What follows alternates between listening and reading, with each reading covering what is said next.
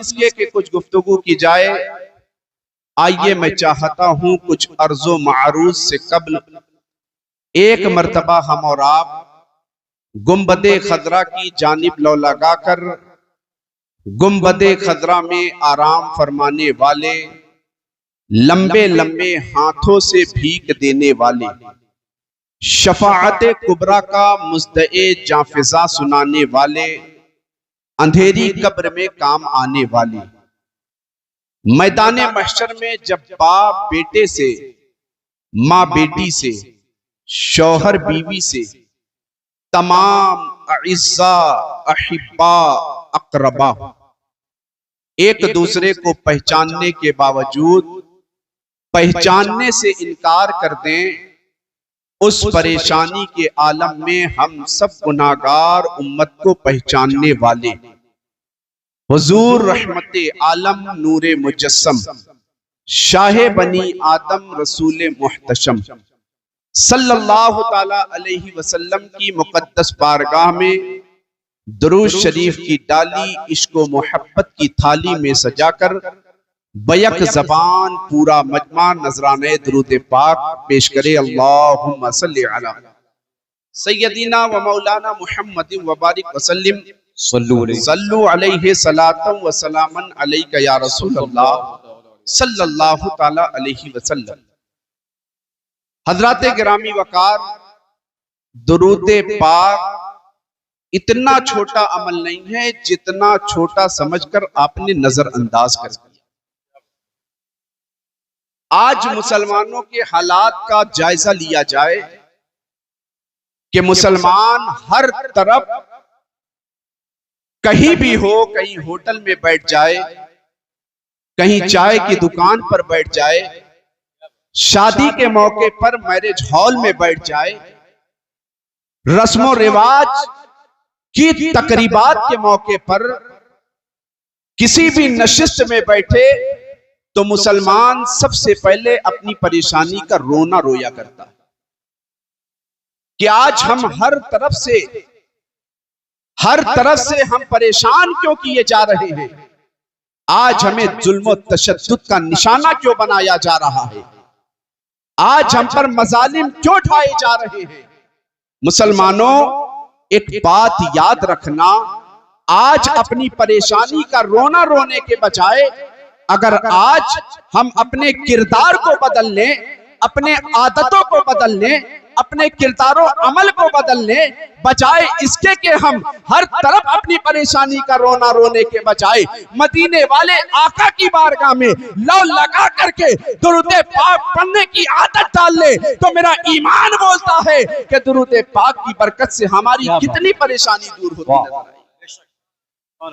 مگر ہمارے پاس درود پاک پڑھنے کا وقت کہاں، دنیاوی میگزین پڑھنے کا ہمارے پاس وقت ہے، اخبارات پڑھنے کا ہمارے پاس وقت ہے، سوشل میڈیا کا ہر پلیٹ فارم کا جائزہ لینے کا وقت تو ہمارے پاس ہے، مگر درود پاک پڑھنے کا وقت ہمارے پاس نہیں۔ اتنے بڑے مجمع میں نے درود پاک پڑھنے کے لیے کہا، آپ نے بڑی خاموشی کا مظاہرہ کر دیا۔ آؤ میں درود پاک کے تعلق سے ایک روایت سنا کر کے اپنی تقریر کا آغاز کرنا چاہوں گا۔ اللہ تبارک و تعالیٰ کے ایک برگزیدہ ولی ہیں جن کا نام حضرت سیدنا سفیان ثوری رحمت اللہ تعالیٰ علیہ ہے، وقت کے بہت بڑے ولی ہیں، وقت کے بہت برگزیدہ ولی ہیں، اللہ تبارک و تعالیٰ کے مقرب بندوں میں جن کا شمار ہوتا ہے۔ حضرت سیدنا سفیان ثوری رحمت اللہ تعالیٰ علیہ اپنی زندگی کا ایک واقعہ بیان فرماتے ہیں کہ یہ حج کا مہینہ ابھی شروع ہونے والا ہے۔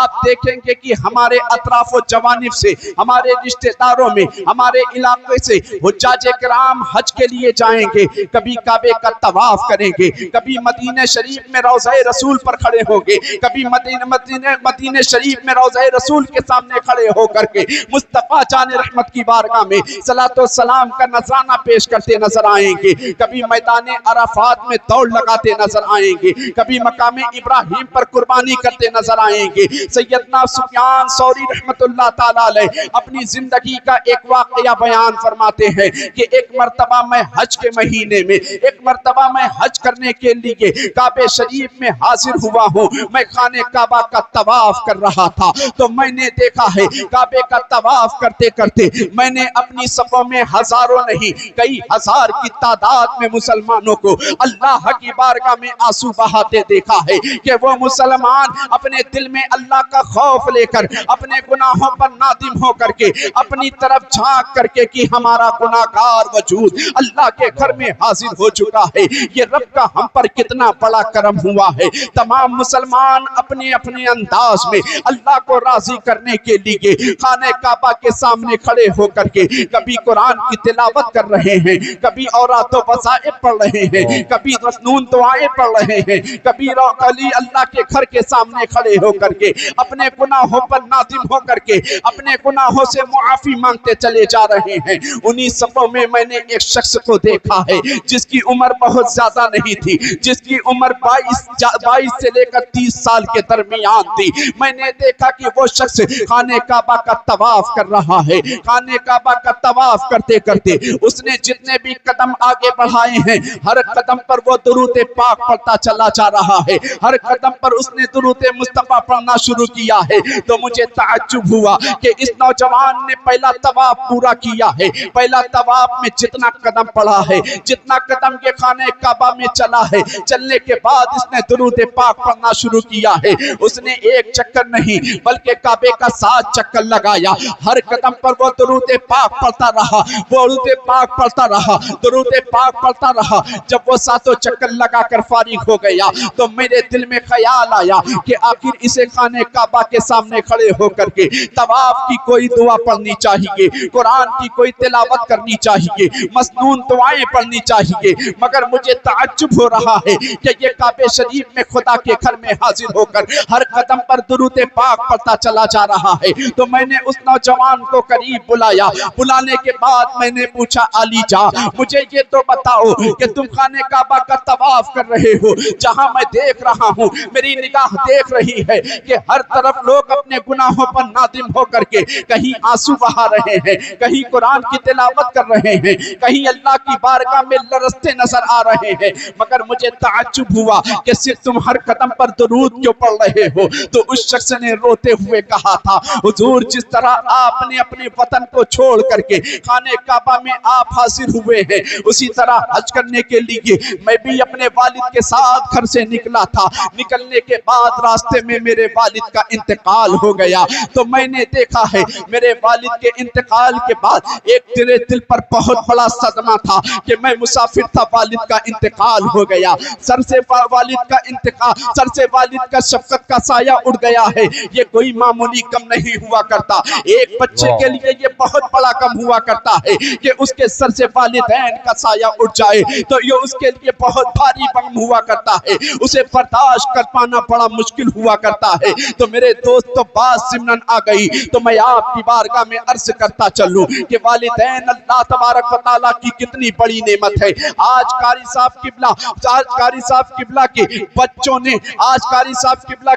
نے ان کے اصال ثواب کے موقع پر 14 سال کے بعد آج اس طرح کی محفل قائم نہیں کی ہے، بلکہ ہر سال اپنے والد محترم کو یاد کرتے نظر آتے ہیں، اور کیوں نہ یاد کرتے نظر آتے رہے۔ قاری صاحب کی ذات کوئی معمولی ذات نہیں تھی، خدا کی قسم آپ کی زندگی کا لمحہ لمحہ اٹھا کر دیکھو، میں نے تو قاری صاحب کی بارگاہ میں رہ کر زانوِ تلمس بھی طے کیا ہے۔ آپ کی زندگی کو جہاں تک میں نے دیکھا ہے وہاں تک یہ پایا ہے کہ آپ کی ذات میں شریعت مصطفیٰ کی پابندی ہوا کرتی تھی، خدا کا خوف ہوا کرتا تھا، اور ہر لمحہ عشق مصطفیٰ میں گزرا کرتا تھا۔ آپ کی زندگی کا لمحہ لمحہ اٹھا کر دیکھو تو پتہ چلے گا کہ ہمارے اسلاف نے جس ذریعے سے ہمارے اسلاف نے، ہمارے بزرگوں نے جس نقشے قدم پر چل کر کے اپنی زندگی کو گزارا تھا، حضور قاری صاحب قبلہ نے بھی اپنی زندگی کا پورا لمحہ اس کے انداز میں گزارا۔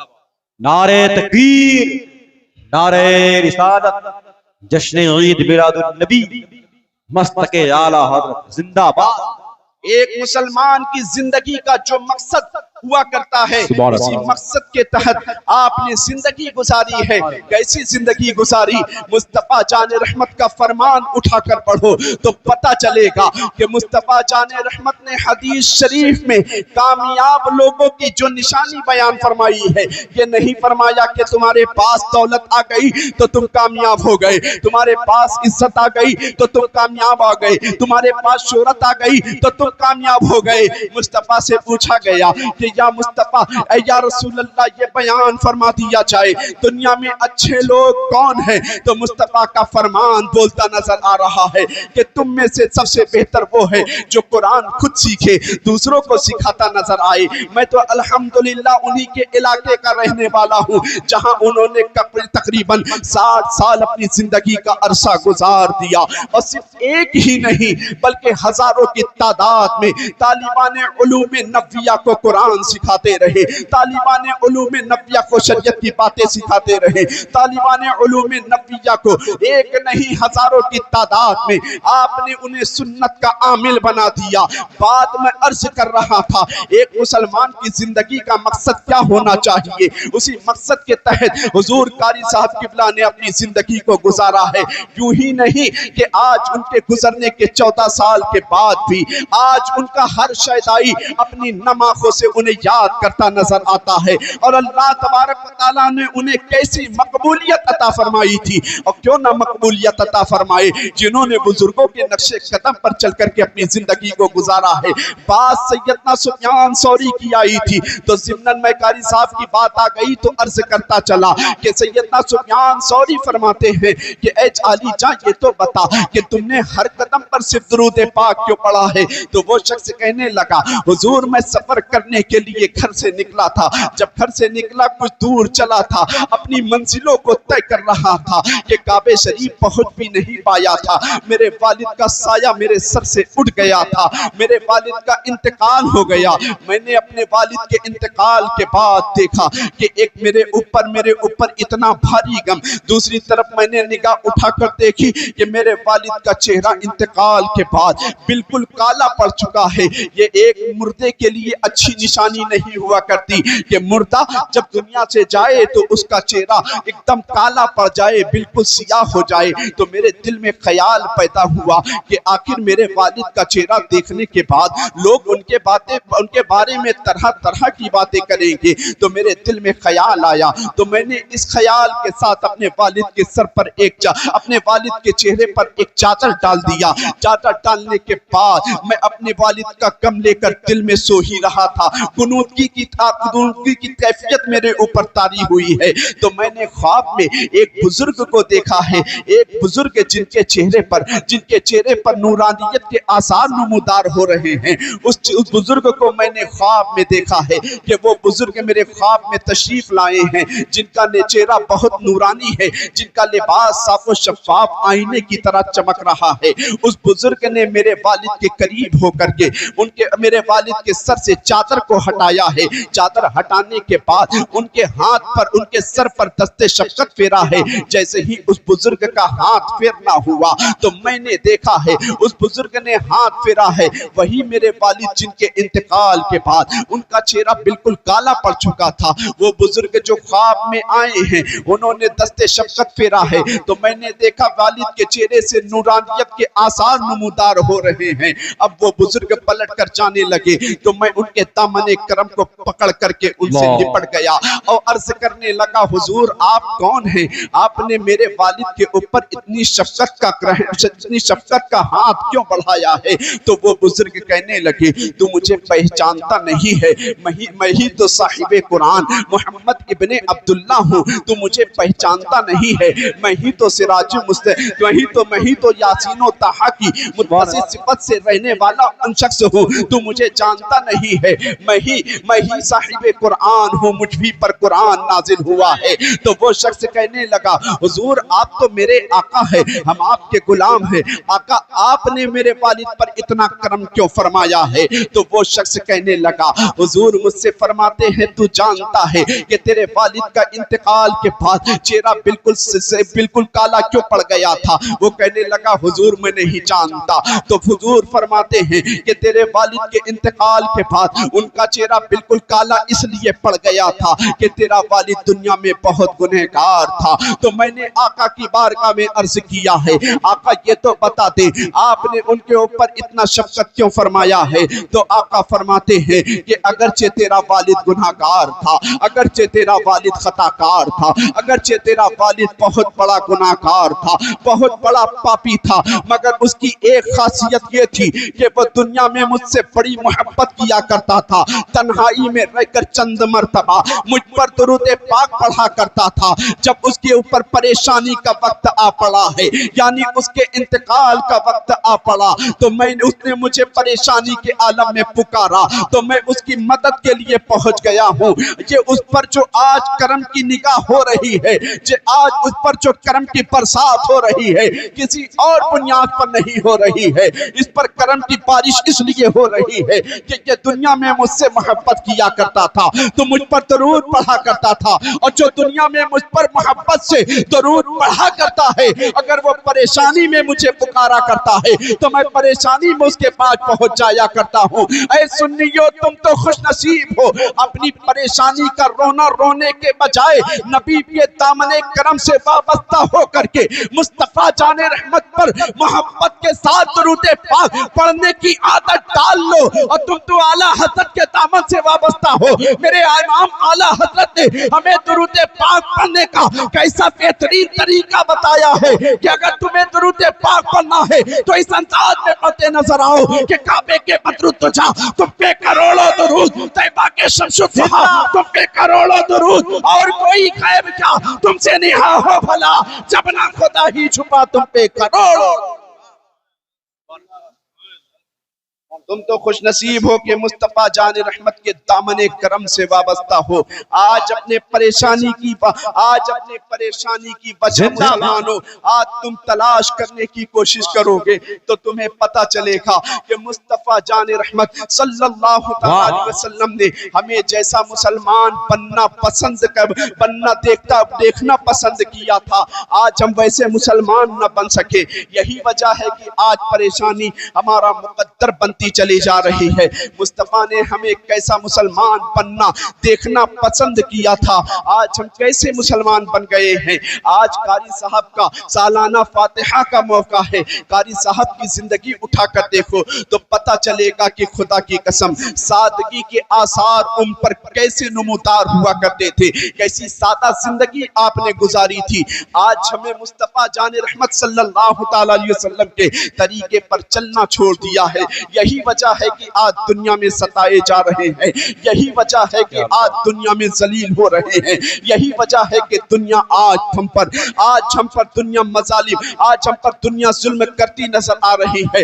वरना पढ़ो अपने असलाफ की तारीख, ये हाल ही में ईद का महीना मुकद्दस दिन और महीना गुजरा है, हमने ईद को कैसे कामों में गुजारा, ईद के दिन को कैसे गुजार दिया। क्या आपको कभी खबर है, क्या आपको इस बात का इल्म है कि ईद हमारे यहाँ आई आकर चली गई, हमने किस अंदाज में गुजार दिया, ईद के दिन को हमने किस अंदाज में गुजार दिया। ईद का दिन आया हमने गुनाह में गुजार दिया, ईद का दिन आया हमने नाफरमानी में गुजार दिया, ईद का दिन आया गुनाहों का कोई ऐसा अड्डा नहीं जो हमसे आबाद ना होता नजर आया हो। मगर अपने असलाफ की तारीख उठाकर पढ़ो तो तुम्हें पता चलेगा कि हमारे असलाफ ने अपनी जिंदगी को किस अंदाज में गुजारा। ये ईद का मुकद्दस दिन जिसे यौम सईद के नाम से याद किया जाता है, ये दिन हमने किस अंदाज में गुजार दिया, हमें गुजारना किस अंदाज में चाहिए था। आओ उठाकर सरकारे गौसे आज़म की जिंदगी उठाकर पढ़ो तो तुम्हें पता चलेगा कि हमारे असलाफ, हमारे बुजुर्गों ने अपनी जिंदगी को कैसे गुजारा है, हमने अपनी जिंदगी को कैसे गुजारना शुरू कर दिया है। यही सरकारे गौसे पाक बड़े पीर की आप जिंदगी उठाकर देखो تو تمہیں پتا چلے گا عید کا دن ہے سرکار غوث اعظم رضی اللہ تعالیٰ عنہ کے کاشانِ اقدس سے رونے کی آواز آ رہی ہے، رونے کی آواز آ رہی ہے۔ دروازے پر کسی نے دستک دیا ہے، یا شیخ آج تو عید کا دن ہے، آپ کے گھر سے رونے کی آواز کیسی آ رہی ہے؟ تو سرکار غوث اعظم فرماتے ہیں ہاں ہاں آج عید کا دن تو ضرور ہے، مگر ساتھ ہی ساتھ اس بات کو بھی یاد رکھو عید کا دن اس کے لیے ہے جس کی عبادت کو اللہ نے قبول کر لیا ہو، جس کی عبادت کو اللہ نے قبول کر لیا ہو، جس کے نماز کو اللہ نے قبول کر لیا ہو، جس کی عبادت کو اللہ نے قبول کر لیا ہو، اس کے لیے آج ہرگز عید کا دن نہیں ہے۔ جس کی عبادت کو اللہ نے مردود قرار دے دیا ہو، وہ غوث اعظم کون غوث اعظم جنہوں نے اپنی زندگی کس انداز میں گزاری ہے۔ ہمیں اپنے بزرگوں سے، ہمیں اپنے بزرگوں کی زندگی سے درس عبرت حاصل کرنا چاہیے کہ ہم اپنی زندگی کو کیسے گزار رہے ہیں، ہمارے اسلاف نے کس انداز میں گزاری ہے۔ ان کی سادگی بھری زندگی کو ذرا اٹھا کر دیکھو، یہی قریب میں عید کا دن گزرا ہے، اٹھا کر دیکھو گناہوں کا کوئی بھی اڈا پرسنٹیج نکال کر دیکھو تو پتا چلے گا کہ گناہوں کا کوئی ایسا اڈا نہیں جو مسلمانوں سے آباد ہوتا نہ نظر آیا ہو، گناہوں کا کوئی ایسا، کرائم کا کوئی ایسا اڈا نہیں ہے جو مسلمانوں سے آباد ہوتا نہ نظر آیا ہو۔ پھر ہم پوچھا کرتے ہیں کہ ہم نے اپنے آپ کو کیسا بنا لیا ہے، اپنے آپ کو مصطفیٰ کا شیدائی بھی کہا کرتے ہیں، غوث اعظم کا فدائی بھی کہا کرتے ہیں، مگر اپنی زندگی کو ہم نے کیسے گزارنا شروع کیا ہے۔ مصطفیٰ کی ذرا سیرت کا پہلو اٹھا کر دیکھو کہ مصطفیٰ جان رحمت صلی اللہ تعالیٰ علیہ وسلم مسجد نبوی شریف میں جلوہ فکن ہے، صحابہ اکرام کی مقدس جماعت ہے، صحابہ اکرام کے درمیان مصطفیٰ جان رحمت قیامت کا ذکر کر رہے ہیں۔ مصطفیٰ فرماتے ہیں اے میرے صحابیوں، کبھی قیامت کے دن کو یاد کیا کرو، کبھی قبر کی تنہائی کے بارے میں سوچا کرو۔ مصطفیٰ جان رحمت کے تمام تر صحابہ نے جب مصطفیٰ کی بارگاہ میں سنا ہے کہ مصطفیٰ جان رحمت صلی اللہ تعالیٰ علیہ وسلم ہمیں قیامت کا ذکر، قیامت کا دن یاد کرنے کی فکر دلا رہے ہیں، تو مصطفیٰ کے صحابہ نے کہا تھا کہ یا رسول اللہ ابھی مجلس میں آپ نے فرمایا تھا کہ قیامت کے دن کو یاد کیا کرو، ابھی آپ نے فرمایا تھا قبر کی سختی کے بارے میں یاد کیا کرو، قیامت کا دن بہت خوفناک ہوگا، قیامت کا دن بہت سخت ہوگا۔ یا رسول اللہ ابھی آپ نے فرمایا تھا کہ قیامت کے دن کو یاد کرو، قبر کی تنہائی کو یاد کیا کرو، محشر کی تپش کو یاد کیا کرو۔ آقا آپ نے اس جملے سے پہلے فرمایا تھا کہ جس طرح لوہے کو زنگ لگ جایا کرتا ہے اسی طرح دلوں کو بھی زنگ لگ جایا کرتا ہے۔ آقا جب لوہے کو زنگ لگ جایا کرتا ہے تو اسے تو کسی انداز میں صاف کر لیا جاتا ہے، دلوں کو جب زنگ لگ جائے تو کس انداز میں صاف کیا جائے؟ تو مصطفیٰ نے فرمایا تھا دلوں کے زنگ کو صاف کرنا چاہتے ہو موت کو کثرت سے یاد کیا کرو، قرآن کی تلاوت کو یا قرآن کی تلاوت پابندی سے کیا کرو۔ اے مسلمانوں میں تم سے پوچھنا چاہتا ہوں کہ میں آج سے پوچھنا چاہتا ہوں کیا آج ہم نے قرآن کی تلاوت اپنے گھر میں کرنے کا معمول بنا رکھا ہے؟ تو پتہ چلے گا آج ہم نے اپنے گھر سے قرآن کی تلاوت کی پابندی کو بالکل ختم کر دیا ہے۔ اور مصطفیٰ نے کامیابی کا دو ہی راستہ بتایا تھا، اگر تم چاہتے ہو اپنی زندگی میں خوشحالی چاہتے ہو، اگر تم چاہتے ہو کہ تمہاری زندگی سرفرازی کی منزلوں سے ہمکنار ہوتی نظر آئے تو تم قرآن مقدس کی تلاوت کرتے نظر آؤ۔ آج ہم نے قرآن کی تلاوت پر عمل کرنا بھی چھوڑ دیا ہے، قرآن کی تلاوت کرنا بھی چھوڑ دیا ہے، آج مسجدوں سے بھی کتنا دور ہو چکے ہیں، مگر صرف اور صرف آج ہماری زندگی میں صرف دعوی عاشقی رہ گیا ہے۔ صرف دعوی عاشقی سے مسلمانوں یاد رکھو، صرف دعوی عاشقی سے تم کامیاب نہیں ہو سکتے ہو۔ اگر تمہیں اپنی زندگی کو کامیاب بنانا ہے تو تمہیں قرآن کی تلاوت بھی کرنی ہوگی، موت کو کثرت سے یاد بھی کرنا ہوگا۔ اللہ اکبر، تمہیں قرآن کی تلاوت بھی کرنی ہوگی، موت کی کثرت سے تم کو یاد بھی کرنا ہوگا۔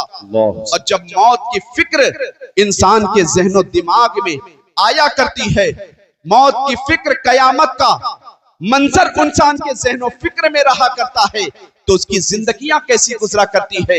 اپنے بزرگوں کی زندگی اٹھا کر دیکھو. یہی غوث اعظم رضی اللہ تعالیٰ عنہ عید کے موقع پر جسے خوشی کا دن کہا گیا ہے، فرماتے ہیں عید کا دن اس کے لیے ہے جس کی عبادت کو اللہ نے قبول کر لیا، جس کی تسبیح، جس کی تلاوت، جس کی تراویح کو اللہ نے قبول کر لیا ہے.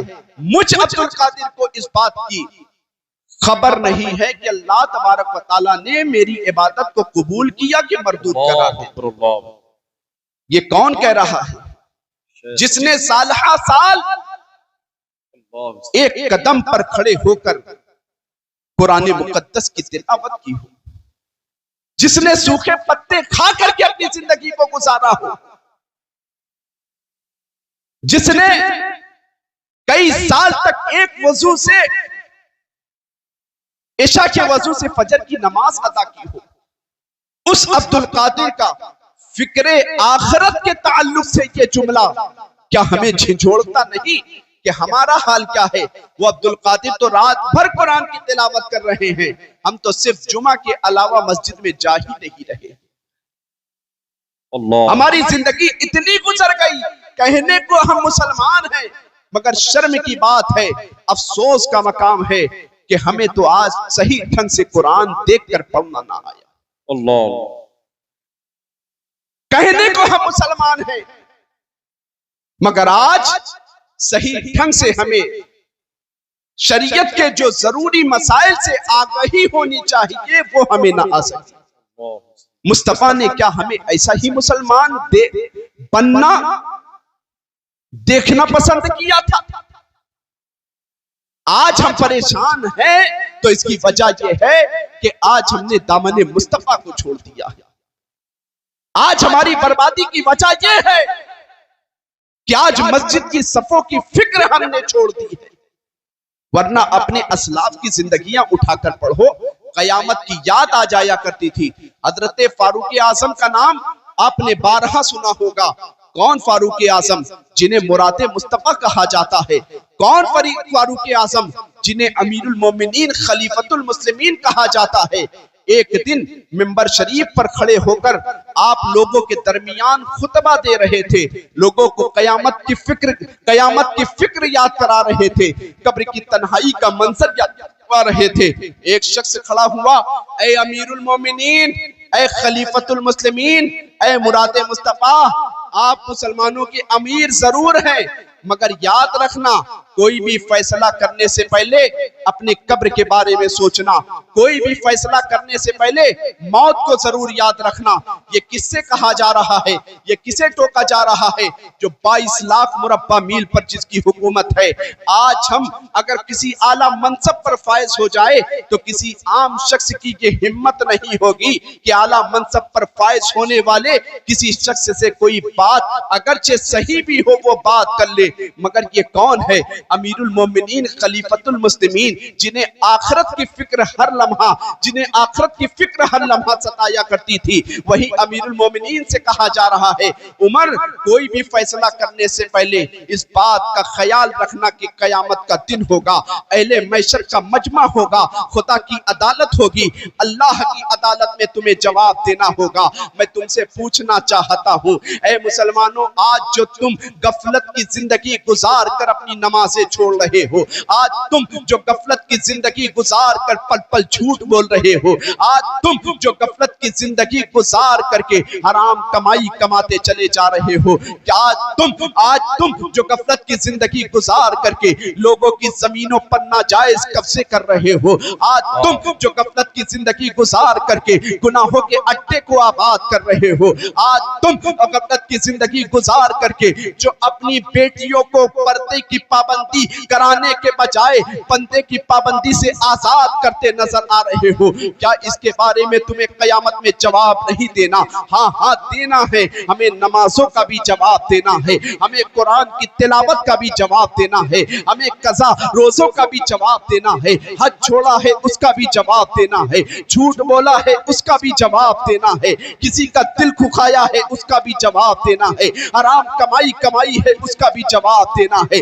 یہی बात तो उमर को टोक कर किसी शख्स ने मिंबर पर कदम रखते हुए उमर को कहा था कि ऐ उमर, अपनी बातों को कहते हुए अपनी हुकूमत की बागडोर तो तुम्हारे हाथ में है, मगर इस बात का ख्याल रखना कि तुमसे भी कयामत के दिन सवाल किया जाएगा। जब हजरत उमर से सवाल किया गया कि ऐ उमर, तुमसे भी सवाल किया जाएगा, तो हजरत उमर ने क्या फरमाया था, किस बारे में सवाल किया जाएगा? तो उस शख्स ने कहा था, उमर, आपको मालूम नहीं है कि कल किसी जंग से फतेह याबी के मौके पर आपने मुसलमानों को माले गनीमत में से एक एक चादर तकसीम फरमाई थी। किसी मुसलमान को एक चादर, दूसरे मुसलमान को भी एक चादर, तीसरे मुसलमान को भी एक चादर दिया था। जितने मस्जिद नबवी शरीफ में मुसलमान थे, सारे मुसलमानों को एक एक चादर तकसीम की गई थी। और वो चादर इतनी छोटी थी कि इससे एक जुब्बा नहीं बन सकता, एक कुर्ता नहीं बन सकता था। मगर आपके जिस्म पर मैं जो कुर्ता देख रहा हूँ, वो कुर्ता देखकर तो यही लग रहा है कि जो चादर आपने तकसीम की थी वही चादर है। वो आपने अब हम मुसलमानों के एक चादर में एक कुर्ता ना बन सका, आपका कैसे बन गया? इसका मतलब तो ये है कि आपने दो चादर अपने हिस्से में इस्तेमाल के लिए ले रखी है। तो इसका मतलब ये है कि आपने मुसलमानों को एक एक चादर दिया और मुझे आपने मुसलमानों को एक एक चादर दिया और मुसलमानों को एक एक चादर तकसीम किया, आपने अपने हिस्से में दो ले लिया। हजरत उमर ने जैसे ही इतना सुना है कि उस शख्स ने हजरत उमर से सवाल किया है, आखिरत की फिक्र को याद करके हजरत उमर आंसू बहाने लगे, ज़ारो कतार रोने लगे। आज मुसलमानों, मैं तुमसे पूछना चाहता हूँ, ये बात छोटी नहीं है। हक हुकूक दो तरह के हुआ करते हैं, एक हुकूकुल्लाह, एक हुकूकुल इबाद। दोनों हुकूक बड़े सख्त हैं। इसका जवाब, अगर किसी ने दुनिया में किसी इंसान के हक को मारा है, उसका जवाब भी अल्लाह की बारगाह में देना है। अगर अल्लाह तबारक व तआला ने जो चीजें हम पर आयत की है, अगर उसकी हक तलफी की है तो उसका भी जवाब देना है। आज हम जिंदगी में अपने अमाल का मुहासबा करें, अपने शबो रोज का मुहासबा करें, तो आपको पता चलेगा कि हमने कितनी नमाजें जिंदगी की छोड़ रखी है, मगर आंख में शर्म और नदामत के आंसू कभी हमारे आंख में नहीं आए। कुरान पढ़ना नहीं आया, हाँ कारोबार में नुकसान हो गया, आंख में आंसू आ गया। घर बार में नुकसान, घर में किसी तरह की कोई टेंशन हो गई, आंख में आंसू जरूर आ गया है। हजरत उमर की जिंदगी उठाकर देखो, मुसलमान ने कैसा सवाल किया है। उमर माने गनीमत में से सारे मुसलमानों को एक एक चादर दिया। एक चादर ऐसी मिली थी कि एक कुर्ता ना बन सकता था, मगर आपके जिस्म पर मैं कुर्ता देख रहा हूं। तो हजरत उमर ने कहा था, हाँ, तुमने सवाल बहुत अच्छा किया है। आज सवाल तो तुम उमर की अदालत में कर रहे हो, मगर इसका जवाब उमर नहीं, उमर का बेटा देता नजर आएगा। क्यों हजरत उमर कह रहे हैं? आपने अपने बेटे को बुलाया, बेटे, इस मुसलमान ने मुझसे ये कहा है कि उमर, आपने माले गनीमत में से एक चादर नहीं, दो चादर ली है, इसका जवाब तू इन लोगों को दे दे। वो शख्स खड़ा हुआ, हजरत उमर का बेटा खड़ा होता है। ऐ लोगों, आज तुम मेरे बाप से ये सवाल कर रहे हो कि उमर, आपने अपने हिस्से में जो चादर क्यों ली? सुनो, हजरत उमर जब माले गनीमत में से मुसलमानों को चादर तकसीम कर रहे थे, उन्होंने अपने हिस्से में भी एक चादर रखी थी, और साथ ही साथ उन्होंने, मैं भी मुसलमान होने के नाते मेरे हिस्से में भी एक चादर आई थी। जब हम दोनों बाप बेटे घर पर गए तो मैंने देखा कि एक चादर से ना मेरा कुर्ता बन सकता है, ना बाबा का कुर्ता बन सकता है। तो बाबा से मैंने मशवरतन कहा था, बाबा, एक कुर्ता तो आपके, एक चादर का हिस्सा तो आपके भी कोई काम नहीं आ सकता है, ना मेरे काम आ सकता है। मैं आपको तोहफतन ये चादर पेश कर रहा हूं ताकि आप दोनों चादर को एक करके अपना कुर्ता बना ले, ताकि आपका काम चल जाए। वरना चादर अलग अलग होगी तो ना आपका काम चलेगा, ना मेरा काम चलेगा। सुनो, इसका जवाब पूछने वालों, सुनो, मैंने अपने हिस्से में खुदा की कसम दो चादर नहीं इस्तेमाल की है। मुझे हर लम्हा आखिरत की फिक्र सताती है, मुझे हर लम्हा कयामत का मंजर मेरी निगाहों के सामने हुआ करता है, मुझे हर लम्हा कब्र की तारीकी का मंजर मेरी निगाहों के सामने हुआ करता है। मैंने जो भी फैसला किया है, जो फैसला मुसलमानों के हक में किया है, वही फैसला अपने हक में, अपने अहलो अयाल के हक में। जिंदाबाद, जिंदाबाद। اے مسلمانوں میں تم سے پوچھنا چاہتا ہوں آج ہم آخرت کی فکر سے کتنا بے خبر ہو چکے ہیں. آج ہمیں اپنے آپ کو بیدار کرنے کی ضرورت ہے. آج اپنی مسجدوں کی صفوں کو بھرنے کی ضرورت ہے. آج اپنے مدرسوں کو پر کرنے کی ضرورت ہے. خدا کی قسم جو قوم اللہ اس کے رسول صلی اللہ تعالی علیہ وسلم کی تعلیمات سے بھٹک جایا کرتی ہے، ان کے بتائے ہوئے راستے سے دور ہو جایا کرتی ہے، اللہ تبارک و تعالیٰ اس قوم کو عذاب میں مبتلا کر دیا کرتا ہے. آج ہماری پریشانی کی وجہ کیا ہے کہ آج ہم سے دامن مصطفیٰ بالکل چھوٹ چکا ہے. آج نہ ہمیں مسجدوں کی فکر رہی، آج نہ ہمیں مدرسوں کی فکر رہی. شریعت مصطفیٰ صلی اللہ تعالی علیہ وسلم پر ہمیں جس انداز میں عمل کرنا تھا اس انداز میں ہم نے عمل کرنا چھوڑ دیا. ورنہ اپنے اسلاف کی تاریخ اٹھا کر دیکھو، جن کی نگاہوں کے سامنے ہر وقت اللہ